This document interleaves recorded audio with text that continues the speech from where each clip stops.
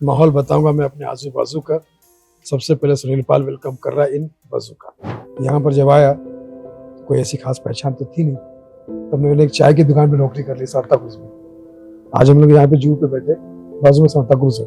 एक मजा आता था और चाय की दुकान पे मैं जॉब करता था वहाँ। तब मुझे पता नहीं था कि चाय बेचने वाले हिंदुस्तान में पीएम तक बन सकते हैं। तो पहले के लोग दिल से काम करते, अभी दिमाग से काम करते हैं। जब से पढ़ाई लिखाई को नंबर 1 कर दिया गया। पहले शिक्षा अनमोल थी, अब शिक्षा का मोल है। पहले लैक ऑफ एजुकेशन था, अब एजुकेशन के लिए लाख रुपए लगते हैं। तो दुनिया का हर दूसरा आदमी डिप्रेशन में, हर दूसरा आदमी डिप्रेशन में। शुक्र है कि मैं पहला आदमी। सारा बॉलीवुड कॉफी विद करण है और जो बाकी बचे लोग वो कॉफी विद अलोन। जो जिनको काम बहुत मिल रहा है वो कॉफी विद करण है, जिनको काम नहीं मिल रहा वो कॉफी विद अलोन है। तो ये जितने भी जेंजेस है बहुत टैलेंटेड है, बहुत अच्छा कर सकते हैं, बहुत टैलेंटेड, लेकिन वो मिस गाइड हो। वो क्या एक दूसरे की उर्फी जावेद को देख के एक लड़की दूसरा वो भी कपड़े खोल रही है। तो उसके बाद क्या आफ्टर कपड़े खोलने क्या, तो भी आजकल का जेंजीज क्या सोचता है कि मैं पहली में ही 10वीं की पढ़ाई कर लूं, पहले दिन ही पास हो जाऊं, ये कर जाऊं। ऐसा नहीं होता, तो थोड़ा टाइम लगता है। So hi everyone, this is your host Khatija and you're watching Bazooka. So today we have a very popular actor and a comedian Sunil Pal sir with us, जिन्होंने अपनी कई सारी फिल्मों में काफी क्रूशियल कॉमेडी रोल से हम सबको काफी ज्यादा हंसाया है। So हम उनसे बात करने आए हैं उनकी upcoming film coffee with alone के बारे में। So sir, we are starting with your journey कि आप अपने शुरुआती दिनों में जब मुंबई आए थे, you used to do mimics of actors. So वहाँ से सर आपका एक्टर बनने तक का सफर कैसा रहा? Like how did it come to your mind कि अब मुझे एक्टर बनना है? ओके, माहौल बताऊंगा मैं अपने आजू बाजू का। सबसे पहले सुनील पाल वेलकम कर रहा है इन बाजू का। यहाँ पर जब आया कोई ऐसी खास पहचान तो थी नहीं, तब मैंने एक चाय की दुकान पे नौकरी कर ली सांता क्रूज में। आज हम लोग यहाँ पे जू पे बैठे, बाजू में सांता क्रूज है। तो चाय की दुकान पे नौकरी कर ली जहाँ पे हिंदू शमशान भूमि, मुस्लिम कब्रिस्तान और क्रिश्चियन सिमेट्री एक साथ में है। मतलब वहां पर जिंदा और मुर्दा लोग आपस में मिल के रहते हैं। तो मैंने कहा यहाँ अच्छा है। और एक चीज और भी थी कि तीनों धर्म से जुड़े हुए लोग जब किसी की मतलब सैडली अगर कोई डेथ हो जाती थी तो बहुत इंडस्ट्री के बहुत सारे लोग वहां आते थे तो मिलने के लिए, देखने के लिए एक मजा आता था। और चाय की दुकान पे मैं जॉब करता था वहां। तब मुझे पता नहीं था कि चाय बेचने वाले हिंदुस्तान में पीएम तक बन सकते हैं। चाय बेचने वाले डॉली कौन है डॉली? वो चाय वाला, डॉली चाय वाला, which is MBA चाय वाला। yes. बोला चाय वालों की तब मुझे नहीं पता था कि इतनी इज्जत है, लेकिन मुझे अब लग रहा है कि ये बहुत अच्छा प्रोफेशन है चाय बेचना और पकौड़ा बेचना। अगर कोई कर रहा है तो आगे चल के उसका भविष्य अच्छा हो सकता है। एनीवेज, तो वहां पर आया मैं और वहां पे रहने लगा, चाय की दुकान पे काम करने लगा एज अ फटका बॉय। फुटपाथ पे चाय की दुकान थी, उसी पे काम करता था, वही रहता था। वहाँ जितने ग्राहक आते थे सब अलग अलग भाषा के, अलग अलग प्रोफेशन के लोग थे। कोई जरी वाला, कोई ठेले वाला, कोई टेलर, कोई मैकेनिक गैरेज, ऐसा। तो वहाँ पे मेरी चाय की दुकान की जर्नी शुरू हुई एज अ फटका बॉय। और वो सारे जितने आते थे ग्राहक वो मेरे गुरु थे, उनकी भाषा सीखता था, उनकी स्टाइल सीखता था। और सामने एक दुकान पे मेरा केयर ऑफ नंबर था कि कोई शो आए, कोई प्रोग्राम आए, क्योंकि ऑर्केस्ट्रा फिल्म में भी ट्राई करता था, तो वो मुझे बताए। तो प्रोग्राम होने के 3 दिन बाद बता देता। तो मैंने कहा आपका केयर ऑफ है ये या आपने मेरा केयर ही ऑफ कर रखा है? anyway, तो धीरे धीरे फिर वैसे वहां से शुरू हुई। फिर ऑर्केस्ट्रा से Milan Singh, Babla orchestra, 7 colour, show time, Didar Singh, ये सारे ग्रुप किए मैंने।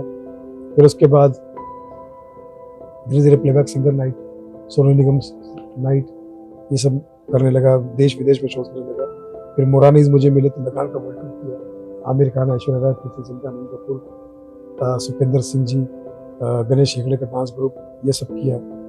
तो उसके बाद फिर करते करते 10 साल हुए। उसके पहले लाफ्टर चैनल से पहले एक शो आया था डीडी मेट्रो पे, धमाल नंबर 1, यूट्यूब पे उसका छोटा क्लिपिंग भी है, वो किया। और फिर 95 में आए हुए सुनील पाल को 10 साल के बाद the great Indian laughter channel, तो फुटपाथ से लेके खुद के घर तक की जर्नी जो है वो इस तरह से आगे बढ़ी। तो सर आपने फिल्मों से जब शुरुआत किया, जैसे बॉम्बे टू गोवा आपकी काफी ज्यादा चर्चा है इस फिल्म की, तो इस फिल्म में आपने एक मतलब ऐसे रोल्स किए हैं जिनको लोग भूल नहीं सकते। सो उसके बाद आपकी जो एक सिनेमा की जर्नी जो शुरू हुई, और आपने फिर 2000 में अपनी खुद की फिल्म बनाई जिसको आपने लिखा था, प्रोड्यूस किया था, डायरेक्ट किया था, विच वाज भावनाओं को समझो। और इस फिल्म को Guinness book of world record में भी दर्जा मिल चुका है, क्योंकि फिल्म में आई गेस 51 कॉमेडियन एक्टर थे, 52। तो इस 52 कॉमेडियन एक्टर्स थे। तो इस आपने अपनी जर्नी शुरू करने के बाद से how did that thought come to your mind कि अब आपको खुद की फिल्म बनानी है? देखिए, ये तो कुदरत भी आता चला गया। सबसे पहली फिल्म है फिर Hera Pheri, Apna Sapna money money, full and final, and Bombay to Goa. फिर मेरी जो खुद की प्रोडक्शन, होम प्रोडक्शन थी, जिसमें भावनाओं को समझो, money back guarantee, Bigg Boss, lockdown to unlock, गाली गलोच, और अब जो आई है कॉफी विद अलोक, ये सारी फिल्में हैं। ये मतलब मैं समझता हूँ कि स्टैंड अप कॉमेडी करते करते लिखने का भी शौक पैदा हो गया, परफॉर्म करने का, ऑन स्टेज एडिटिंग करने का, कि ऑडियंस को इस वक्त क्या चाहिए क्या नहीं चाहिए। पैरोडी गाता था मैं, गाने का शौक, पैरोडी लिखने का शौक।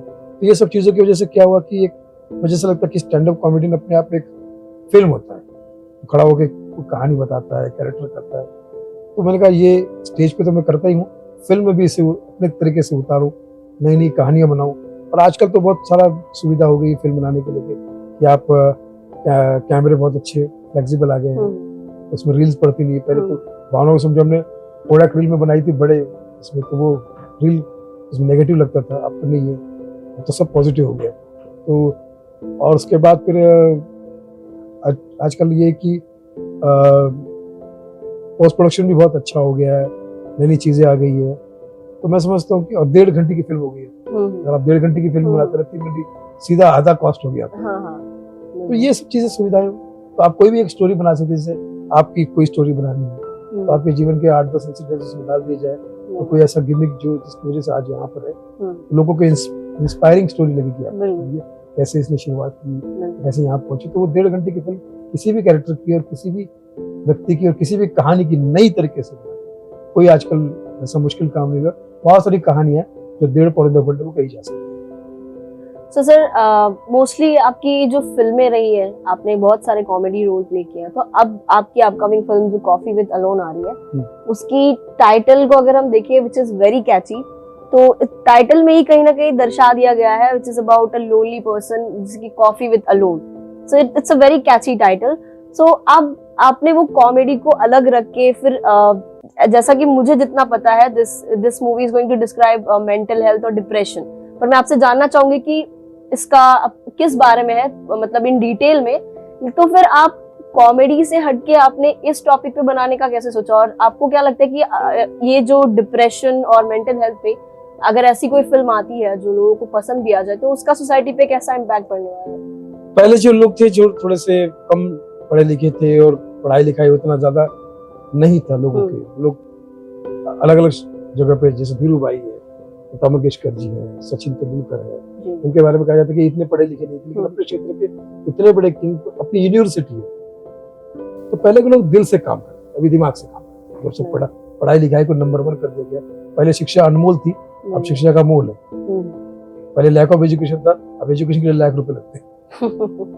तो जब से दिमाग लोगों का विकसित हो गया, वो इतने ज्यादा सोचने लगे, इतने ज्यादा चीजों पे उनका कंसंट्रेशन शुरू हो गया है कि कहीं ना कहीं उस वही चीज उनके लिए एक डिप्रेशन का कारण बन गई है। कंपटीशन आ गया, रेसिज्म आ गया, रैट रेस आ गई, मैं आ गई, मैं पीछे हो गया, मेरे लाइक्स, सोशल मीडिया खासकर, मेरे लाइक्स कम है, मेरा पेमेंट कम है, तो वो सब चीजों को डिप्रेशन, कंपटीशन का डिप्रेशन आ गया। और यही चीज फिर मैंने अपनी फिल्म में डाली कि कोई आर्टिस्ट परफॉर्म करता है फिल्मों में, और जब उसको कुछ कम ज्यादा हो जाता है तो कैसे, और फिर लोग भी उसको एहसास दिलाने लगते हैं कि भैया तुम कम हो, वो ज्यादा है, ये है, और आजू बाजू के लोग पूछ लेते हैं क्या बात है, तुम्हारा काम नहीं आ रहा, फला नहीं। तो इस वजह से, तो ऐसे ही मैंने एक सर्वे निकाला, तो दुनिया का हर दूसरा आदमी डिप्रेशन है, हर दूसरा आदमी डिप्रेशन है। शुक्र है कि मैं पहला आदमी जो इस चीज को समझ पाया, और इसने मैंने फिल्म बनाई। तो कॉफी विद अलोन ये एकल फिल्म, जैसे आपने कहा ना कि डिप्रेशन पे, और लेकिन फिल्म में भी एक ही कैरेक्टर, 1 घंटा 40 मिनट की फिल्म में कैरेक्टर एक ही, सुनील पाल अकेला ही है जो डिप्रेशन का मरीज है, डॉक्टर ने कहा कि 3-4 दिन तक तुम्हारा मूड स्विंग्स होते रहेंगे, तो बाहर मत निकलना, दवा खाते रहना, और बाहर के लोगों का रिएक्शन तुम झेल नहीं पाओगे, और तुम्हारा रिएक्शन बाहर के लोग नहीं झेल पाएंगे, तो तुम 3 दिन तक कठोर पालन करना।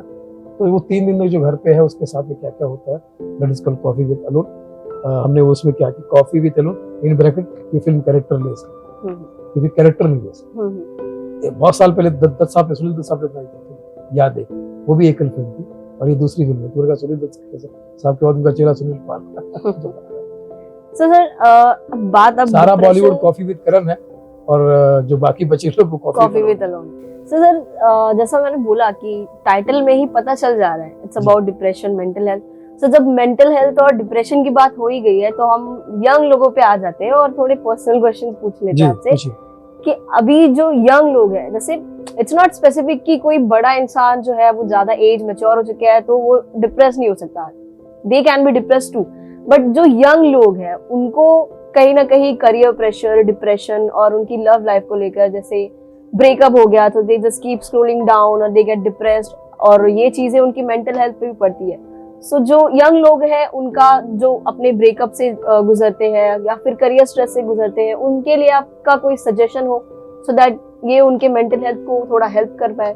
वो इस फिल्म में ही मुझे ये कॉफी विद अलोन अभी रिलीज हो चुकी है, अगर आपको जहाँ भी मौका मिलेगा भी OTT पे भी आएगी, और अलग अलग जगह पे स्पेशल स्क्रीनिंग भी हो रही है इसकी। मैं ये समझता हूँ कि ये फिल्म जो है वो डिप्रेशन के बारे में ही बताती है, और इसका निवारण भी जो है वो बताती है कि विद इन ही इसका सोल्यूशन है। जब आप अकेले होते हो तो ही आप इस पे रिसर्च कर पाते हो कि कहाँ कोई चीज, क्योंकि कोई समझाने वाला व्यक्ति वो अपनी तरीके समझाएगा, उसको समझा के चला जाएगा, ये कोई दवा या कुछ, लेकिन ये चीज आप जब आप अपने आप में जब गहरा अध्ययन करोगे, कुछ चीजें आपको हेल्प करेगी अपने आप में।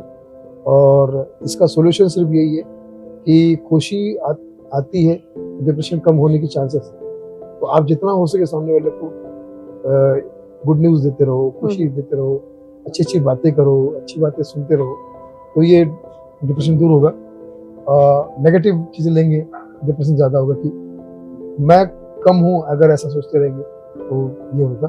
तो यूथ तो बहुत पढ़ा लिखा है, अच्छा ही है, लेकिन पढ़ाई लिखाई आजकल मैं देख रहा हूँ वो नेगेटिव भी जा रही है।